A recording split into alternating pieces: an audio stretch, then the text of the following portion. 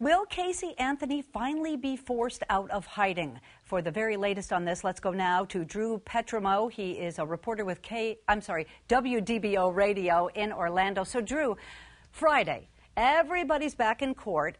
What do we expect might happen? And Casey does not have to be there, right? No, she will not. She doesn't have to be there. She could show up if she really wanted to. You have to think that would be pretty unlikely. Yeah, I'm thinking no. Yeah, they're going to try to sort out this whole probation issue. The judge who was Judge Stan Strickland, he was once the judge in the murder case, eventually recused himself, but he was overseeing the case whenever Casey pled guilty to charges of check fraud. He sentenced her to time served, which was about 412 days in jail, and also gave her 1 year of probation. Now, in court, he said that that would be served after she is released from jail, but when he issued the order on it, it wasn't specific enough of when she would serve that time, so the Department of Corrections actually had her serve her probation while she was in jail. Now, after she was released, Judge Stan Strickland issued another order saying that he wanted this to be served after she was released. Her defense, of course, not happy at all with that. They are fighting it tooth and nail, saying she's already served her probation. It's double jeopardy. It's a judge that has no jurisdiction because he has recused himself from this case. So we're all going to go back to court on Friday and try to sort this probation out, see whether or not Casey Anthony will have to come back to Orlando, prove that she's trying to get a job. Okay, Drew, wait just a minute. Let's back up a little bit because I think people are very confused. It is a very confusing situation.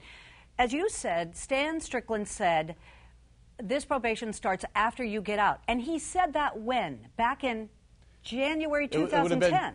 Exactly. He said that in court, but then what was filed with the court paperwork wasn't specific enough, apparently. So then that's when the Department of Corrections put her on probation while she's still in jail, which really makes no sense because the whole point of a probation is to have to check in with your probation officer and determine whether or not you can live out in society. I am looking at these pictures that have hit the internet of Casey Anthony, purportedly to be of Casey Anthony walking down a street somewhere in Ohio. A gray top in some of the pictures, a black top in some of the pictures. To me, it looks like two different women. But, you know, I'm not the expert, and we can't confirm anything. Ellie Jostad, producer here at the Nancy Grace Show.